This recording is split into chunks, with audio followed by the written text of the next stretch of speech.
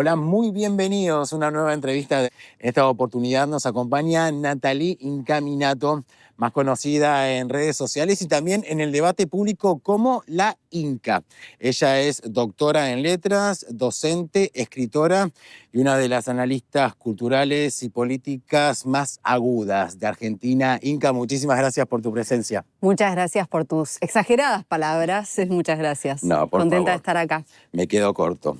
Contentos nosotros de tenerte como invitada. Inca, empecemos con este escenario global, el mapa actual de las nuevas derechas, ¿no? En términos generales. ¿Qué características en materia de construcción identitaria tienen y qué es la distancia o las diferencias de las derechas más tradicionales, verdad? A mí me parece que una de los diferenciales es que plantean un matrimonio entre liberalismo económico extremo o anarcocapitalismo, algunas, por eso acá es todo más complejo, como hay una pata de eso que integra a las nuevas derechas que tienen que ver con también los tecnorricos y con sus imaginarios, que tienen mucho que ver con el libertarianismo en su vertiente norteamericana, y eso casado con un conservadurismo social, ¿no? Para mí ese matrimonio es extraño, porque quizás uno cuando consideraba el liberalismo de mercado, especialmente en Argentina, el neoliberalismo y también en otros países, lo pensaba como una suerte de paradigma aceptado por el consenso de Washington, pero que no necesariamente tenía esta pata de conservadurismo social. Quizás ahí sí, bueno, en la época de Reagan eso estaba, pero me parece que las nuevas derechas hicieron de eso una suerte de proclama, de doctrina, que además se enseña en ciertas instituciones, tiene portavoces transnacionales y tienen también mucho uso de las redes sociales, de las plataformas, para generar justamente como una suerte de lengua franca, ¿no? De símbolos, discursos, modos de intervención que uno ve repetidos. Pero para mí la diferencia tremenda que hay entre las ultraderechas o las nuevas derechas y cómo me parece que incluso se fueron distanciando entre sí es la cuestión del nacionalismo y la cuestión de cómo piensan el poder global, de cómo piensan la geopolítica, la cuestión de Israel, pero también la cuestión del nacionalismo a secas. Yo me acuerdo que cuando estaba Milei recién ganando elecciones, pero que no era la presidencial, me invitaron a un congreso en España sobre nuevas derechas y había distintos representantes de España, de Francia, ¿no? Y de distintos lugares, incluso del mundo anglo, y era básicamente un congreso para, desde perspectivas de izquierda, si se quiere, en un sentido muy amplio, tratar de explicar qué era la derecha de cada país. Y lo que le llamaba la atención justamente era que la Libertad Avanza no era nacionalista, porque el diferencial de todas las otras derechas era que había un nacionalismo fuerte, ¿no? Que tenía que ver con el problema de inmigración. Eso es un elemento que está tanto en Estados Unidos como en Europa. El otro, ¿no? También ese claro, otro como la construcción enemigo. del otro. En cambio, acá en Argentina, por ejemplo, imagino que quizás en otros países eso también sucede, la construcción del otro no puede ser el inmigrante, eso no es tan fuerte. En Argentina, por supuesto, eso siempre estuvo, forma parte de uno de los elementos de la derecha argentina, pero no es tan fuerte como para constituir una amenaza y una suerte de primacía nacional a partir de ese otro. Entonces ahí me parece que eso es un gran diferencial y creo que si uno ve lo que pasó con Giorgia Meloni y Trump en relación con Israel, por ejemplo, bueno, empieza a ver que hay diferencias con algunas cuestiones que tienen que ver con el nacionalismo, con el ordenamiento geopolítico, con cómo se piensa la soberanía también, ¿no?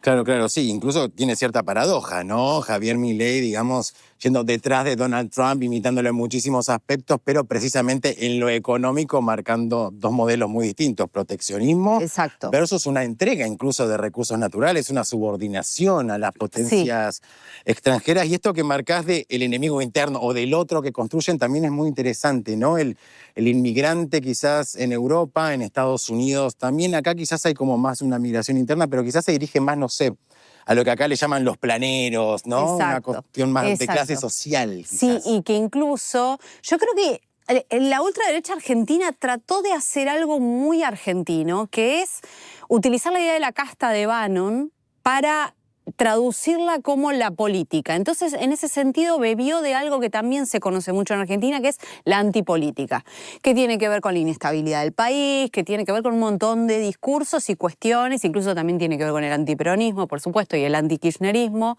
Pero me parece que ese discurso, que quizás no era tan atacar a un otro débil, porque justamente se vendía como un discurso antisistema, ahora se retrae, porque el gobierno forma parte de ese poder de la casta, etcétera, y ahora me parece que sí lo que se sostiene es ese otro que se construyó, que yo creo que la Libertad Avanza genuinamente trató de, no digo dejarlo de lado, porque siempre lo mantuvieron, lo prodigaron, pero sí me parece que trataron de agregar o sobreimprimir otro tipo de narrativa que interpele con esto de la casta, ¿no? La casta versus pueblo. Lo que pasa que en Argentina no puedes decir pueblo porque es un significante muy peronista, y además la ultraderecha, incluso la ultraderecha populista, que sería Milei, no tiene una relación con el populismo tan aceitado, ¿no? Una de las cosas que a mí me costaba mucho, tirando de izquierda, si se quiere, pero siendo peronista y habiendo apoyado el gobierno de Cristina, es que me parecía muy insatisfactorio cómo algunos medios internacionales pensaban en el populismo, ¿no? El populismo en términos negativos. Negativo siempre. Porque para nosotros, y creo que también sucede en otras partes de América Latina, con otras experiencias que hemos tenido, el populismo no es una mala palabra, es una mala palabra solamente en boca de la derecha, ¿no? Entonces, ahí siempre había un problema. Después él empezó a decir populismo de derecha, porque yo creo que ahora estamos en un momento donde incluso en Estados Unidos se están dando cuenta que el populismo como una mecánica política puede dar algunas respuestas para este momento. Y es interesante esa mirada no negativa del populismo que plantean varios autores, ¿no? Como la canalización de demandas que tradicionalmente no eran absorbidas por la política tradicional, ¿no? A eso apunta, ¿no? Y que son sumamente válidas, ¿no? Exactamente. Hay otro tema también, y para ir cerrando un poco esto también de las diferencias entre estas nuevas derechas o extremas derechas en América Latina y en Europa, porque en Europa estas extremas derechas, por llamarlas de alguna manera, o nuevas derechas, tienen hay un rol del Estado, por ejemplo, que apunta a determinadas ayudas para mantener la familia blanca, ¿no? Siempre con esto de la pureza, a los nativos, ¿no? Apuntando a la mujer nativa, etcétera. Acá en la región hay como una tendencia más a aniquilar el Estado. ¿Dónde posiciona eso entonces, no, a las izquierdas, los progresismos, que tienen que, digamos, encarar gobiernos que lo que quieren es destruir al Estado? Sí, ahí me parece que, por eso yo me siento muy lejos de las izquierdas antiestatales sin ningún tipo de pregunta, ¿no? Porque que a veces hay en algunas versiones de trotskismo, no todos, porque no es tan así, pero incluso por ahí posiciones anarquistas con quienes tengo mucho cariño y afecto, pero me parece que justamente, a diferencia de otros países en donde la ultraderecha quiere llevar a cabo su proyecto de eugenesia, en los casos más extremos, o antimigrantes, o de nativismo, o de una construcción nacionalista en un sentido más purista, lo hacen valiéndose del Estado, ¿no? De que vos, de alguna manera, si querés que las mujeres blancas tengan hijos, bueno, les das algún tipo de apoyo, algún tipo de seguridad social para que lo puedan hacer, para que tengan las condiciones materiales para hacerlo, ¿no?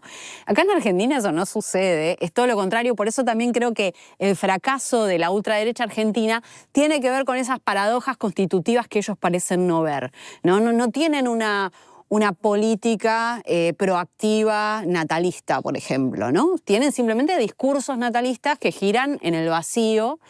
Y además yo creo que lo que sucede en América Latina es la cuestión racial. La cuestión racial, sabemos que la raza en términos científicos no existen. Lo digo en términos ideológicos y políticos, ¿no? Digamos, hasta no hace mucho la derecha en Argentina hablaba de las mujeres que se embarazaban para cobrar un plan. Y ahora están diciendo que la natalidad es un problema. Entonces, las dos cosas son ciertas desde su perspectiva, porque ellos no quieren que se reproduzcan las mujeres pobres y las mujeres racializadas. Quieren que se reproduzcan las mujeres de clase media y con apellidos italianos, ¿no? Europeos, de las inmigraciones. Yo creo que esto en la región se da de maneras distintas. Argentina es muy peculiar en ese sentido, por el modo en que se ha tratado esta cuestión, pero no se puede entender para mí el peronismo si no se entiende esta tensión. Claro. Entonces, toda biopolítica, toda eugenesia en Argentina siempre va a tener una lógica muy tramposa, porque siempre les va a parecer esto de no querer que el planero viva de arriba. Y cuando hablan del planero o de la planera, hablan de las mujeres que tienen hijos, que son pobres. Entonces ahí hay una contradicción que para mí hace que justamente la ultraderecha no solamente va a fallar porque yo creo que esté equivocada, porque yo creo que ideológicamente está mal lo que dicen, sino porque quieren cosas muy contrapuestas, que no tiene sostenes materiales para realizarse. Inka, abriste ahí la ventana para abordar un tema muy interesante que es el de la natalidad, la baja de natalidad. Vamos a desarmar, bueno, vos sos experta en discursos, en narrativas, desarmarlos, analizarlos.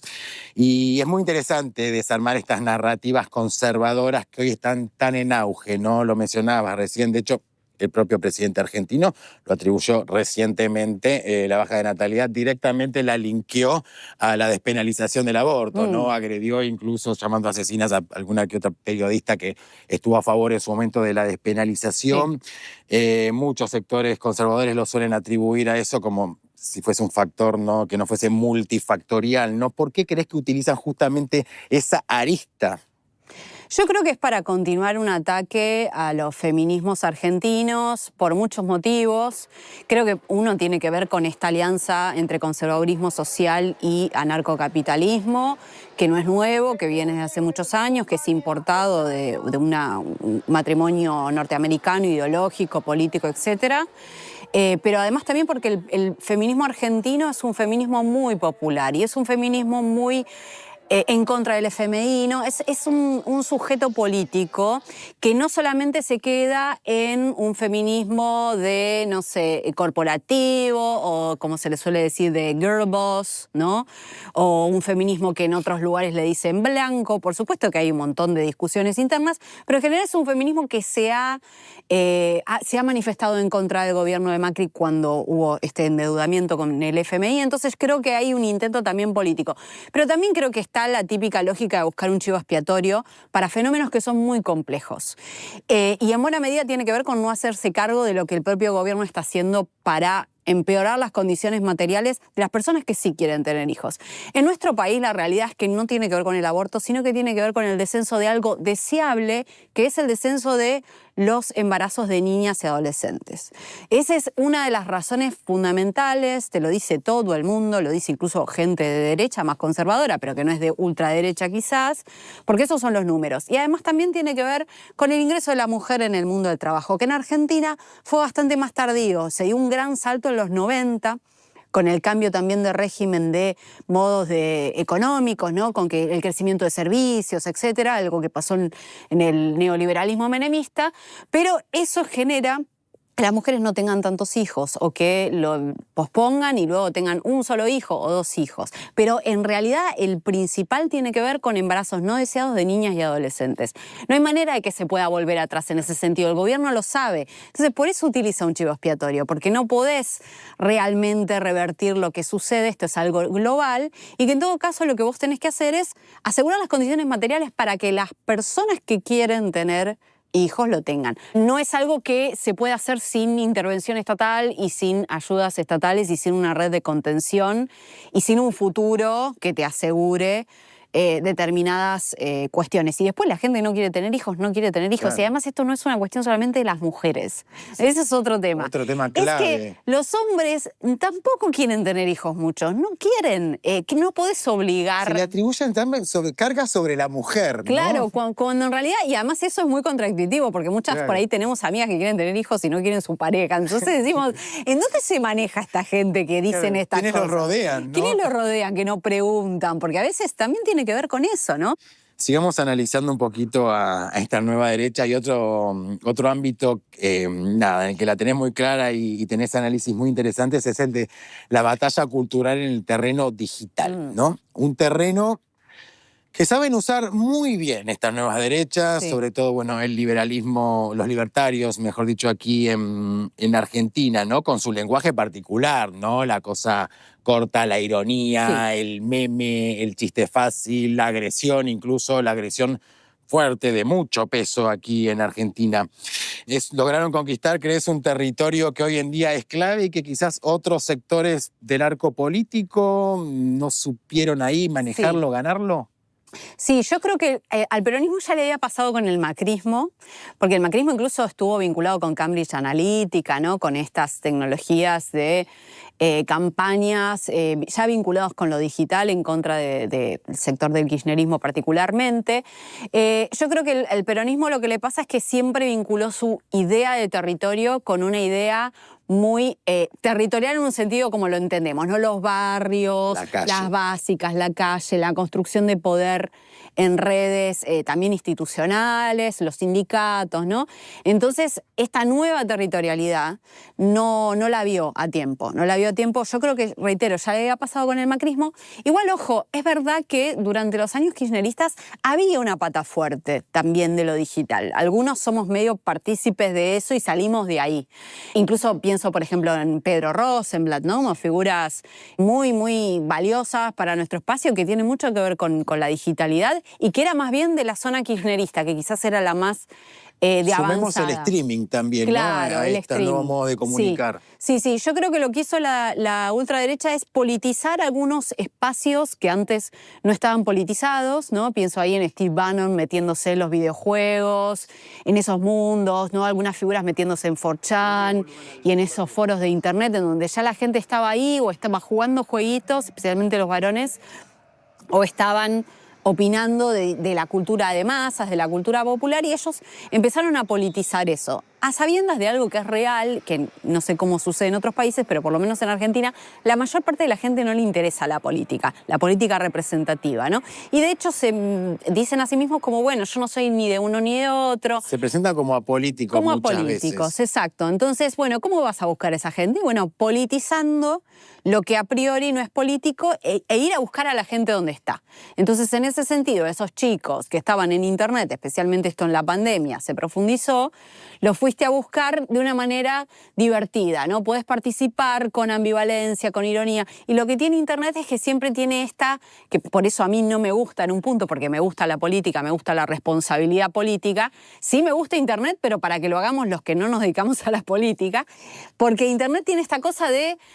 Es un chiste, es una ironía, es una gran coartada, ¿no? La ironía de internet, que a mí me encanta, cuando se mezcla con la política termina siendo una coartada. Entonces, en ese sentido, yo extraño los momentos en donde un político se tenía que hacer cargo de lo que decía y tenía que rendir cuentas. Y me parece que lo que hace o el efecto que tiene este uso intensivo de internet como un modo de comunicación política es aturdir, ¿no? Como dijo Steve Bannon, llenar todo de excremento para aturdir y para que terminemos en definitiva no discutiendo nada o siempre yendo atrás de una agenda de un determinado partido. Yo lo entiendo, lo comprendo en términos políticos, hasta incluso puedo admirar y decir, bueno, acá hay algo que está bien pensado, pero creo que termina siendo muy nocivo para la política, que tiene una vía y una causa clara, y que sí, en el medio siempre, yo soy peronista, siempre hay algún tipo de jugarreta en la esfera pública para ganar una conversación.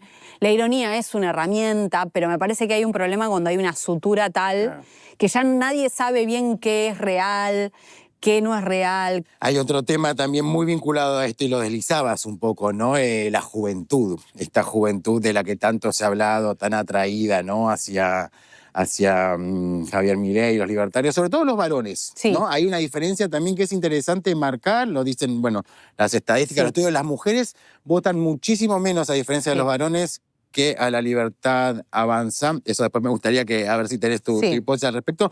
Pero sobre todo los jóvenes varones encontraron como una suerte de comunidad, ¿no? Como de estructura de respaldo, ¿no? No sé si había vacíos de algún tipo, no sé si o una falta de contención, de afectiva, de pertenencia en la que estos jóvenes libertarios que son muchos, si se ven en Argentina, se ven en España, hay una red, ¿viste? Entre que se están como uniendo en todo el mundo. ¿Qué pasó? ¿Cómo los interpelaron? ¿Por qué lograron llegar a ellos? ¿Qué había ahí?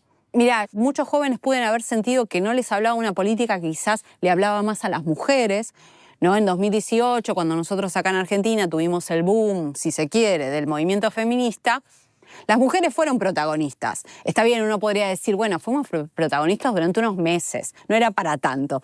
Pero bueno, probablemente en estos mundos más juveniles eso generó algún tipo de sensación de desamparo, de que nadie les estaba hablando a ellos, de que nadie los estaba teniendo en cuenta. Y yo creo que la cultura de Internet también tiene mucho que ver con esto, porque yo creo que la cultura de Internet divide no solamente en clases, sino en géneros de una manera muy, muy brutal.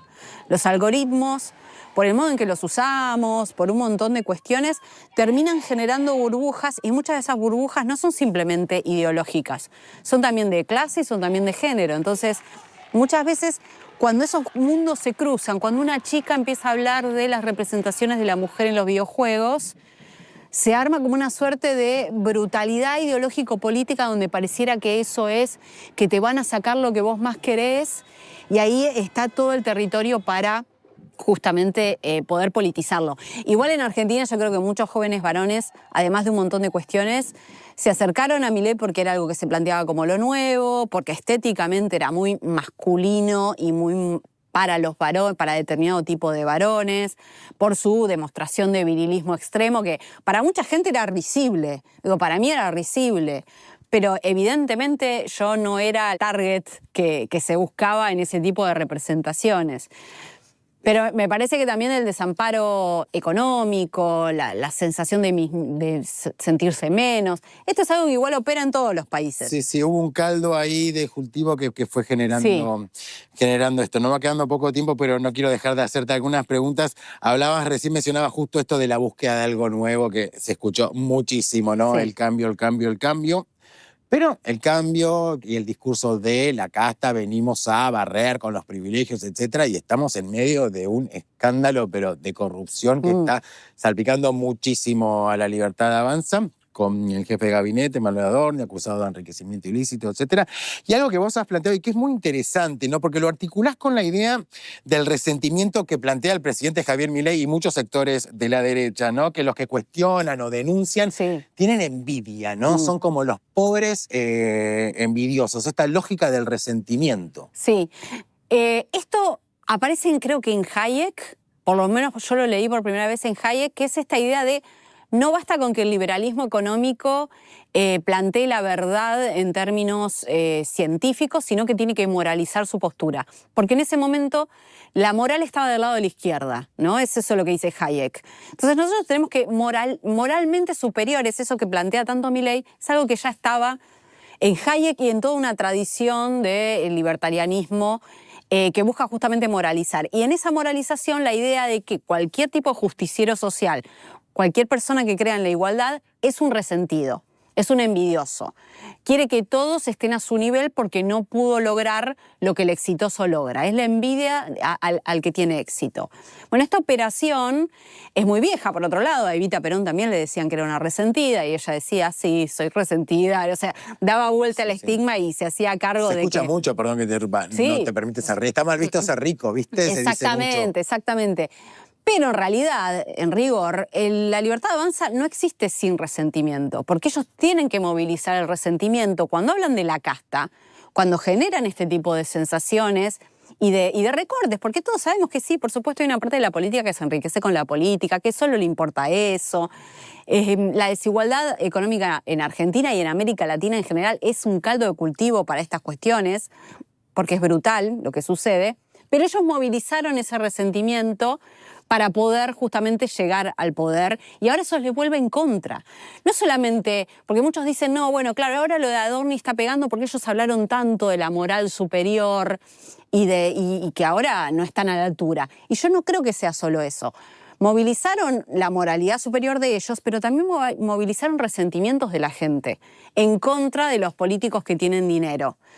Porque Cristina utilizaba carteras de determinado tenor, porque tal hacía tal otra cosa. Bueno, si vos movilizás esos resentimientos y simplificás los problemas políticos al punto de decir que Argentina está como está porque un político se robó algo, bueno, después la gente va a ver eso y va a seguir leyendo lo que vos vendiste.